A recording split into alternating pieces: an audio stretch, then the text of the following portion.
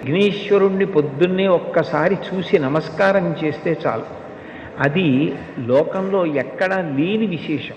ఒక్కసారి ఆయన ముఖం వంక చూసి నమస్కారం చేసి 16 నామములు ఉన్న శ్లోకం చెప్పి బయటికి విడితే చాలు, విజయం సిద్ధిస్తుంది అని. రెండవది ఆయన యొక్క అపారమైన కరుణ. ఇంకా అంతా ఇంత కరుణ కాదు విఘ్నేశ్వరుడిది.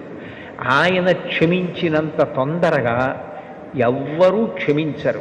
మీరు చూడండి, అందరికన్నా ఎక్కువగా మరిచిపోయే లక్షణం ఎవరికి ఉంటుంది అంటే పిల్లల యందు ఉంటుంది. మీరు పిల్లలు అనేటప్పటికీ ఒక విషయం జ్ఞాపకానికి తెచ్చుకోవచ్చు. పెద్దవాళ్ళు ఏదైనా తింటున్నారనుకోండి, ఎవరో పెద్దలు వచ్చారు ఇంటికి, ఇంట్లో భోజనమో ఫలహారమో చేస్తున్న పెద్ద ఆయన ఆ పళ్ళెం పట్టుకునో లేకపోతే చేతిలో ఏ ఉండ్రాయో కుడుమో పట్టుకుని తింటూ వీధిలోకి వెళ్ళి స్వాగతం పలకడం, ఆ పళ్ళెం లోపల పెట్టి తాను పెడతాడు.